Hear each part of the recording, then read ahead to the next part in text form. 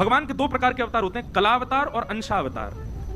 अंशावतार जो होता है वो ठाकुर जी के अंदर से अवतार प्रकट होके आया और लीला करके पुनः ठाकुर जी में मिल गया, इसको कहते हैं अंशावतार।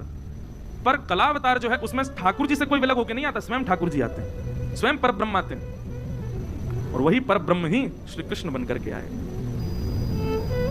प्रश्नी और सुतपा नाम के दो दंपति थे, बहुत ध्यान से सुनना। ये प्रश्नी और सुतपा कौन है? पूर्व जन्म के प्रश्नी और सुतपा अपने अगले जन्म में वसुदेव और देवकी बने।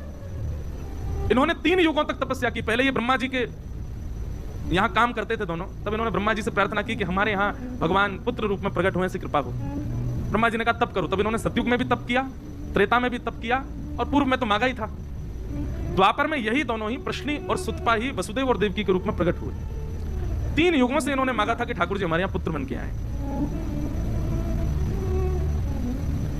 भगवान ने पृथ्वी की बात मान करके उसको आज्ञा कर दी, बोले वसुदेव जी के यहां साक्षात में जन्म लेने वाला।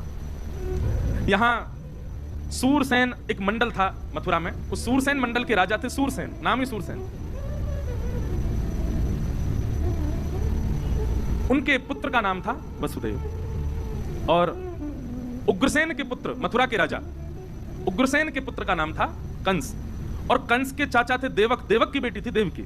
मतलब अपनी चाचा की बहन देवकी का विवाह कंस ने वसुदेव जी के साथ किया। और जैसे ही विवाह हुआ, विवाह करके इतना उसको प्रेम उमड़ा, अपने आप ही विदा करने जा रहा था। तभी आकाशवाणी होगी, देवताओं ने कह दिया, बोले कि जिस बहन को तुम विदा करने जा रहे हो इसी का 8वां गर्भ तुम्हारा काल होगा कंस।